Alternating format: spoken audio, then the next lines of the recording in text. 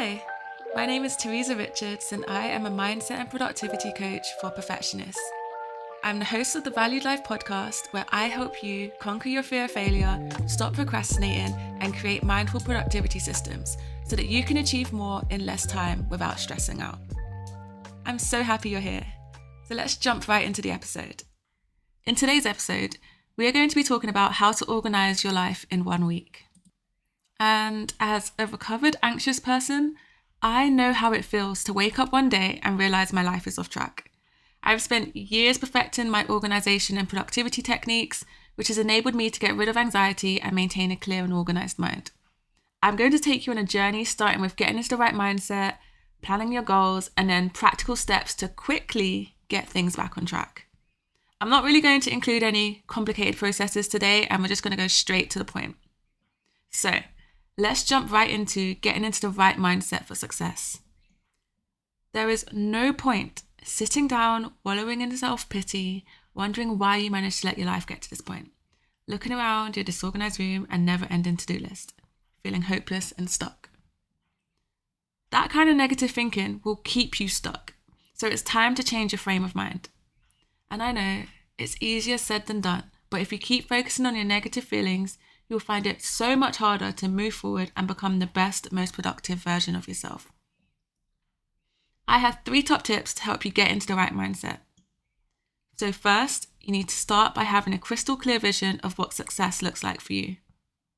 And I know you're probably thinking, Teresa, I only have 1 week. I don't need this. But trust me, you will accomplish way more if you start with the right mindset. You need to begin with the end in mind.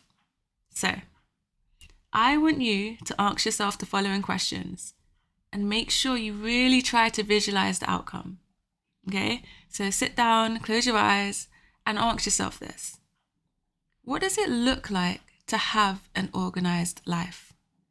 What do you see? Like when you wake up in the morning, what do you see in your room? What do you see in your house? What does your calendar look like? Really try and picture it, be that person that has that life. What does their room look like? And then I want you to think, what does it feel like to have an organized life? So when you wake up in the morning, what do you feel? Do you feel light and, feel like you can float away? Do you feel like you've got a clear mind? How do you feel? I really want you to tap into that. Even pause this podcast if you need to, but really think about the feelings associated with living an organized life. And then I want you to ask yourself, what do you hear when yourself saying in your thoughts or to others when you have an organized life? So when you wake up, what sort of thoughts do you have? Wow, I can't wait to start the day, or telling people about what you have planned for the week. Really think about the type of person who has those thoughts and what they say and how they go about life.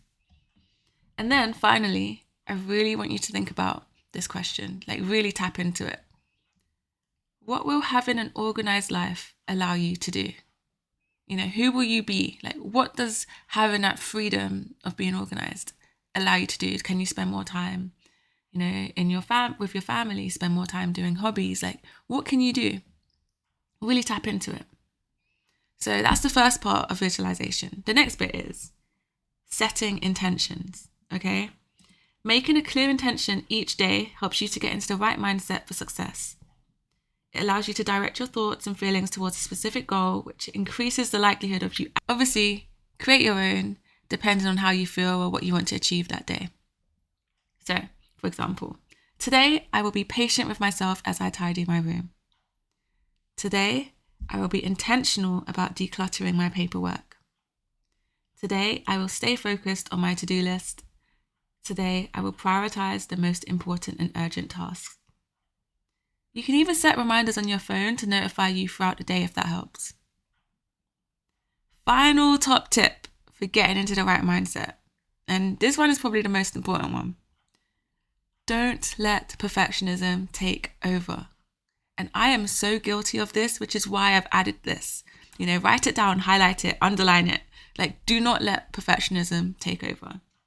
Remember, Rome wasn't built in 1 day.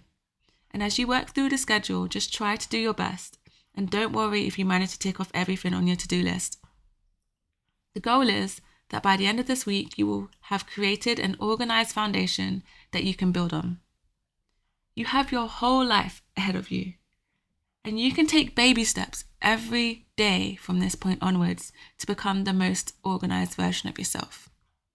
So remember this really famous quote: don't let perfect be the enemy of good. Okay, so I'm going to teach you how to create a realistic plan for the week. Okay? Remember the word realistic. We ain't here trying to redesign the whole life. This is just all about getting organized in 1 week so that you can clear your mind and get back on track. And one thing I've noticed over the years is that there are 3 kinds of people. There are the ones who procrastinate and then enter a shame spiral.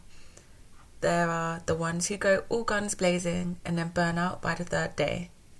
And then there are the ones who follow a plan and incorporate self-care into their routine. I used to be a combination of person 1 and 2, but through trial and error, blood, sweat and tears, I managed to change the direction of my life. So now I'm going to teach you how to be the 3rd type of person. The healthy, sustainable kind of person who will actually organize their life in 1 week. So here's a step-by-step guide for creating your schedule. I use this process most days in the form of time blocking and day theming, but this is a very streamlined, high-level process that you can just incorporate into your daily routine from this point onwards. So step 1, create a brain dump of all the things you need to do. Whether it's in a bullet journal or your Google Calendar or Google Keep, Word document, Google Docs, Google Sheets, whatever it is, just create a whole brain dump, everything, just get it out of your mind. And then step 2, review and categorize your list. So group it, even if you get different color highlighters, or you just put a bubble around certain key themes, or you number them, group them together. So for example, some tasks might be admin, some might be to do with socializing and your social life, others may be things to do in the kitchen, so cleaning and tidying and decluttering. Could be bedroom, if you got to pick up clothes off the floor and reorganize your wardrobe and things like that. Just group all of the different items in your list, and there doesn't have to be any set way to do it, whatever makes sense for you and how your brain works. And then once you've grouped all those, created all those categories, split those categories into different days depending on the size of the task. Okay, so for example, if you have a really big task, imagine tidying your living room is a really big task. Instead of trying to fit in so many different things, just be okay, on Tuesday, that whole day is all about tidying my living room. That's it. All the small tasks within it, to do with the living room, all on that one day. And if you notice that some tasks are smaller, for example, tidying your bedroom and tidying the kitchen aren't really a big task, then you can put those on the same day. So on Monday, you're just going to do the kitchen and the bedroom and, a few other miscellaneous tasks or whatever crops up. But you really want to create a realistic idea about how the week's going to go. There's no point trying to pack everything in it and then, enter a shame spiral when you don't do it. Let's not do that, guys. Then the next thing is to look through each category and identify your top 3 priorities. So what are the things you need to do? Before you go to bed, these things need to be completed. Look through the list and pick out top 3 priorities, okay? For each of the different categories or days, depending on how much you have. And then I want you to go through each category or day and identify 3 quick wins. So these quick wins are tasks that take less than 15 minutes. Things that you can easily do that doesn't take too much brain power. Things that, maybe it's just wiping the surface on your computer desk.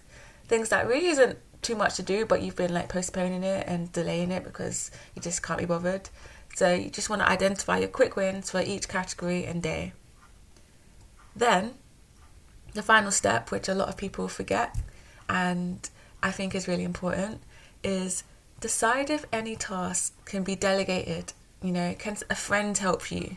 Can you hand over a task to a co-worker if it's work related, or a family member, or even a virtual assistant? Because I know nowadays many people are using virtual assistants for many of their different online tasks.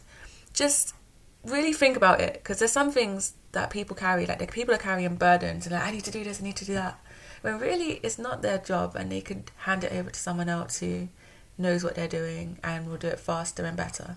So really consider if you need to delegate, or just bring in a family member or a friend for moral support during this week. Now you should have a rough schedule with each day containing at least one category, and each category containing 3 priorities and 3 quick wins. Keep it simple, okay? Remember that. So next, I want you to consider how you will keep on top of your self-care and well-being whilst you organise your life in 1 week. For example, make sure you consider meal planning. What are you eating for dinner during this week? It's so easy to focus on doing the heavy lifting of organising and planning and all those productivity tools, and then forget about your meals for the day. So instead of buying last minute greasy takeaways, create a rough plan for your meals. It doesn't have to be detailed, but it could just be as simple as, okay, on Monday I'm going to have chicken and rice, Tuesday is leftovers, Wednesday I'm going to cook a quick soup for dinner, and then Thursday I'm going to, order a healthy takeaway from the local, cafe or something. Just have a rough idea. We're not here trying to recreate the wheel. And then another thing you need to consider is your workout routine. So physical fitness is really important, especially when you're really stressed.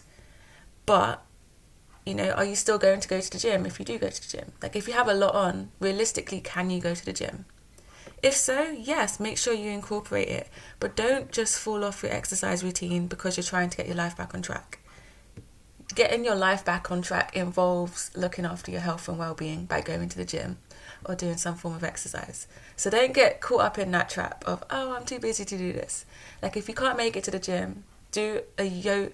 Do a YouTube video, and it could be yoga, it could be Pilates, it could be, little weights at home or non-weighted exercises. But do something, just find some balance, because you're going to be feeling stressed and you just need to find a way to release that extra tension in your body.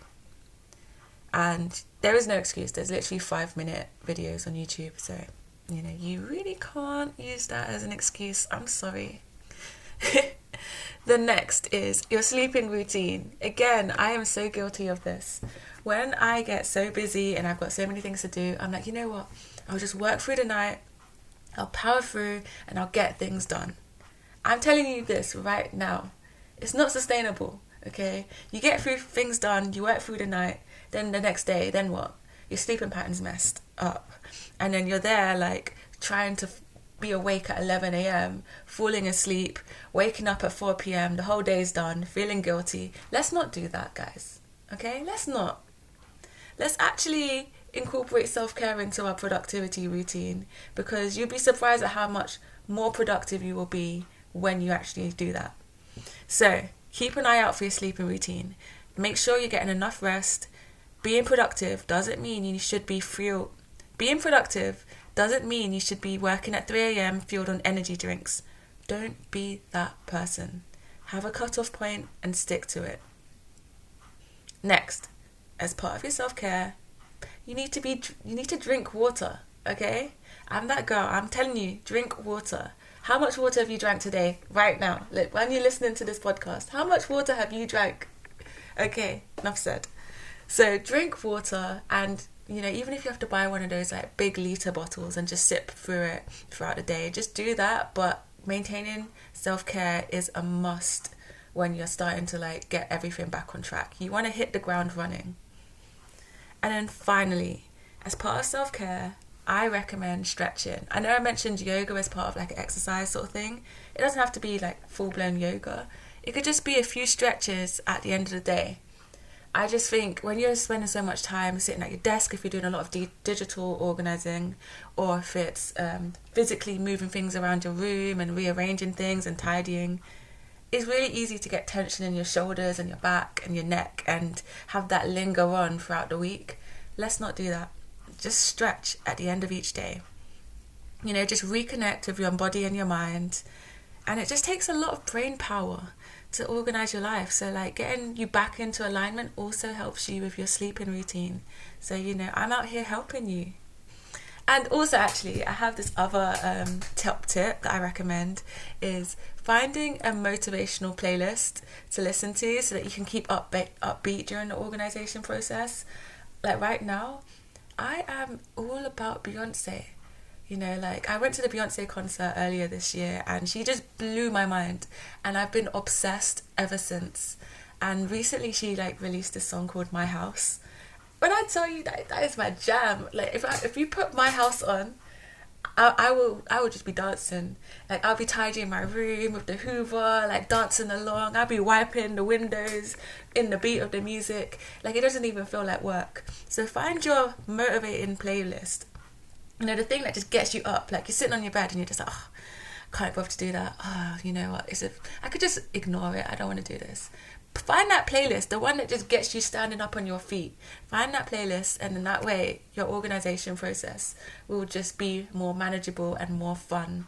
I'm all about incorporating fun into your routine. Life doesn't have to be also boring and serious. Be playful, let your inner child have fun. And I guess that's sort of the main self-care habits that we've discussed. The final thing I wanted to say is little daily top tips. Number 1, start with your top priorities every day. And then when you lose momentum, because you probably will at some point, have a break, drink some water, go for a walk, blast some music, do whatever it is that you need to do just to break up the day. And then when you come back, find a quick win in your category and then tick it off. That 5-minute task, that 10-minute task, just do it, and then that should kickstart the momentum again. And then you just rinse and repeat the process. Just roll with the ebb and flow of your energy. I'm all about energy management. Not everything is time management and strict productivity. It's about being mindful and flowing with what's right for you. Okay, so once you've followed all of those tips, you stuck with the daily top tips, you've organised everything and you've got your categories, you've done your quick wins and your priorities, and you've incorporated your self-care. Once you've made it to the end of the week, this is the most important thing, okay? And it's my favourite part too. You need to reflect, review and plan for the long term. There is no point going through cycles of, oh my God, I need to get my life back on track. I'm going to power through in a week and get everything all sorted, and then fall off again. We're not doing that. It's all about healthy productivity. It's all about sustainable goals. It's all about starting small and being consistent. Let 2024 be the year of consistency. Because again, I used to be that all or nothing person, and I'm telling you, the only way it leads is to burnout. Let's avoid that. So, you don't need to organise your life in 1 week and then never again. You have to have systems and processes in place to help you keep on top of it and to stop you from falling back into the same habits that led you to feeling overwhelmed. Here are some things that you can do to ensure that your life stays organised. Create a cleaning schedule or a group calendar for the household, or even just create a new shopping list. Start from scratch and just declutter it and start with what you actually need. Create a quarterly cleaning list. This one thing I like to do is just have a recurring task in my Google Calendar. So it's just okay, every month I do a detox, or every month I clean out my wardrobe. Okay, no, that's a bit much. Every 6 months I would do a big declutter of my wardrobe. Things like that. Just put it in your calendar so you don't have to think about it. Just get it out of your mind and into a system. Start bullet journaling. I am the bullet journal queen. I can teach you a thing about bullet journaling, and also check out my Instagram because I have some videos and pictures of my bullet journal and how I manage my time and organize myself in a really mindful, healthy way. So check it out. It's at The Valued Life. But start a bullet journal or create a Notion workspace. That's another thing, Notion. I've started developing my Notion in all the different 8 areas of life to do with values-based living, and I'm loving it. So again, Stay tuned. I'll share more about my Notion journey. But yeah, things like that, even having a morning and evening routine, just things that you do every single day, no matter where you are in the world. Just things like that will just help you feel a bit more balanced and grounded. And then there's a couple of questions I need you to ask yourself. Okay, write it down in a diary, make note of it. But I think if you're listening to this podcast and it's because you let your life just fall out of track and you want to get back on track in a really quick fix way, that's all good and well. But let's ask you this, what led you to this situation in the first place? What went wrong? What sort of made you take a detour in life and in your organization? Really jot it down, note it down if there's people, if there's circumstances, if there's feelings or thoughts, limiting beliefs that came up and just made you fall off track. Really tap into that and write it down. Because knowledge is power, and the more you know about yourself, the easier it will be to make the changes that you need to make. Then, I need you to ask yourself this. What have you learned about the organisation process this week? What things have you done and you're actually, that wasn't so bad. Next time I won't let it get to this point. Or what things were a lot harder and more time consuming than you thought. Jot it down so that next time when it comes to planning, you go, okay, yeah, this task, it only took me an hour to do rather than the 3 hours I thought it was going to take me. But this task, I thought it was only going to take me 10 minutes, but it took me 45 minutes instead. Just jot these things down just so that you can learn from them and apply them in your future. So then the next thing is, how will you make sure you stay on top of your organisation in the future? Really plan it out. Think about it, what systems you're going to put in place. How are you going to track your progress? And then finally, what will you do differently next time you organise your life? So say you do end up in another situation where you're oh my God, I've got a week to organise everything. What are you going to do differently? You're in this situation now, how are you just going to fast track that organisation process? Really think about it. So that's it, guys. We've made it to the end. Hopefully you will have everything you need to get your life back on track in 1 week, and also the tools to help you maintain that and not end up in a similar situation. And now we're entered the fun bit, which is my favourite quote of the week, which at the moment is a quote by, is it Stephen Covey? I don't know if I've butchered his name or not, but it's basically, all things are created twice. First mentally, then physically. The key to creativity is to begin with the end in mind, with a vision and a blueprint for the desired result. And, that's one thing that I kind of took for granted when I was trying to go achieve my goals when I was younger. But it's true, everything I've ever wanted started with a vision, started with a plan, started with something that I could see and something that kept me moving forward. So when you're going through this journey of getting organised and starting from scratch, really visualise the life that you want. Really imagine what it feels like to be that person who has the life that you want. And then from every moment, every single day, do the things that will help you become that person. And then you could physically create it in your reality. But it starts first with an idea in your mind. And I just love that quote so much. And then I guess currently, so books I'm reading. So this is what I'm actually reading, The 7 Habits of Highly Effective People. Well, technically I'm listening to it in an audiobook. And that's where I first heard this quote. So check that book out. I think it's great. And I'm also reading another book called Emotional. And I'm not exactly sure who it's by.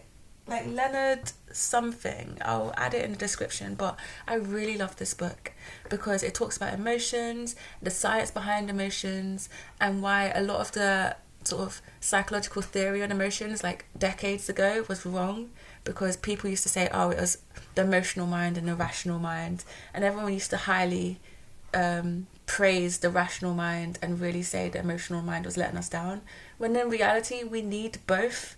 And I think the science nowadays is really highlighting the importance of emotions and using emotions as a guide to help us navigate life in alignment to our values and our boundaries. So I really love that book, and I recommend it if you're a bit of a science geek or psychology geek and you want to know more about that. If you don't like science, then I don't recommend this book because it talks a lot about different scientific studies and things like that. But I'm enjoying reading this book, even though it has taken me like over a month, and normally it takes me about a week to read a book, so, you know, bear that in mind. And then just final things, if you want to stay in contact, follow me on Instagram, which is @thevaluedlife. And, you know, just disclaimer, I do go on regular social media detoxes because I practice what I preach. But yeah, like if you see my account there, then I'm on there. Message me, you know, let me know if my tips have helped you. Check out my website, so which is thevaluedlife.co.uk. That's a great way to sort of read my blog posts and read the full version of this blog post. So this audio or this podcast is based on a blog post, and it actually has a really detailed example of how to map out your week with different sort of techniques you can use for like decluttering paperwork and managing your finances and stuff like that. So check it out if you want to know more. And also follow this podcast, add any comments, follow me. Like, join me every single week as we explore the art of intentional living, mindfulness, and effective strategies for achieving your goals without compromising your values. And everything to do with digital minimalism, social media detoxes. I'm all about that stuff. So, you know, listen up. And finally, this is my favourite thing. Remember, as you go through your week and things get you down, remember that life is for living. You know, like, there's no need to be stuck in autopilot. Live your life. Life is for living. So thank you so much for listening, and I'll see you next week.